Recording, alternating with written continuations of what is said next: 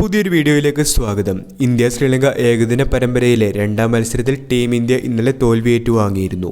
3 മത്സരങ്ങളടങ്ങിയ ഏകദിന പരമ്പര നിലവിൽ ശ്രീലങ്ക 1-0 ലീഡ് ചെയ്യുമ്പോൾ നിർണായകമായ 3-ാം ഏകദിന മത്സരം ടീം ഇന്ത്യക്ക് വിജയിക്കേണ്ടതായുണ്ട്. പരമ്പര സമനിലയിലാക്കാൻ ടീം ഇന്ത്യക്ക് വിജയം അനിവാര്യമായ 3-ാം ഏകദിനത്തിൽ ഇന്ത്യയുടെ പ്ലേയിങ് കോമ്പിനേഷനിൽ ചില മാറ്റങ്ങൾ ഉണ്ടായേക്കും എന്നുള്ള റിപ്പോർട്ടാണ് ഇന്ന് രാവിലെ വന്നിരിക്കുന്നത്.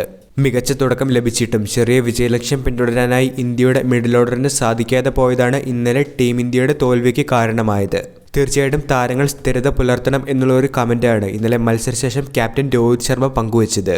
ചെറിയ വിജയലക്ഷ്യമായിട്ട് പോലും അത് തങ്ങൾക്ക് നേടാനായി സാധിച്ചില്ല എന്നത് തീർത്തും ദൗർഭാഗ്യകരമാണ് എന്നും ക്യാപ്റ്റൻ അഭിപ്രായപ്പെട്ടിരുന്നു. എന്നാൽ പ്ലേയിങ് കോമ്പിനേഷനുമായി ബന്ധപ്പെട്ട് ഇതിനോടകം തന്നെ നിരവധി ചോദ്യങ്ങളാണ് ഉയർന്നിരിക്കുന്നത്. ഇതിനെല്ലാമുള്ള ഒരു മറുപടിയുമായി ബാറ്റിംഗ് കോച്ച് അഭിഷേക് നായർ ഇന്ന് എത്തിയിരുന്നു. ശിവം ദുബെ ഫോമില്ലാതെ തുടരുമ്പോൾ അദ്ദേഹത്തെ എന്തുകൊണ്ട് വീണ്ടും കളിപ്പിക്കുന്നു എന്നുള്ള ചോദ്യം തന്നെയാണ് ആദ്യം ഉയർന്നത്.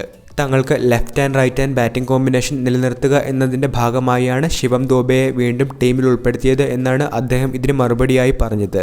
ശ്രീലങ്കയിലെ സാഹചര്യങ്ങളിൽ left and right hand combination വർക്കാകും എന്ന് തന്നെയായിരുന്നു തങ്ങൾ പ്രതീക്ഷിച്ചിരുന്നത്. എന്നാൽ നിർഭാഗ്യവശാൽ ദുബെയ്ക്ക് 2 മത്സരങ്ങളിലും തിളങ്ങാനായില്ല.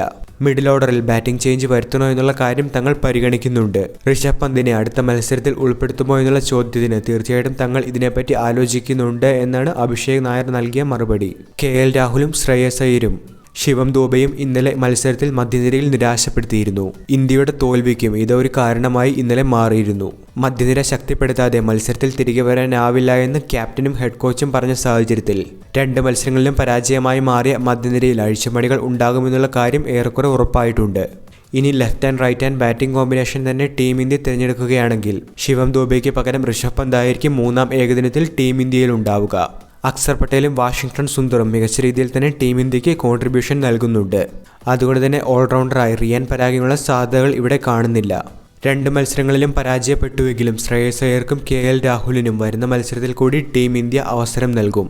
ഇവിടെ ഋഷഭ് പന്ത് ടീമിലേക്ക് എത്തുമ്പോൾ തീർച്ചയായിട്ടും അഗ്രസീവ് ബാറ്റിംഗ് അപ്രോച്ച് ശ്രീലങ്കൻ ബോളർമാർക്ക് മേൽ കൂടുതൽ പ്രഷർ നൽകുവാനായി സഹായിക്കും എന്നുള്ള മാധ്യമ വിലയിരുത്തൽ തീർച്ചയായിട്ടും ടീം ഇന്ത്യ ഇവിടെ പരിഗണിക്കുന്നുണ്ട്. പരമ്പരയിലെ നിർണായകമായ 3-ാം മത്സരം ബുധനാഴ്ചയാണ് നടക്കാനായിരിക്കുന്നത്.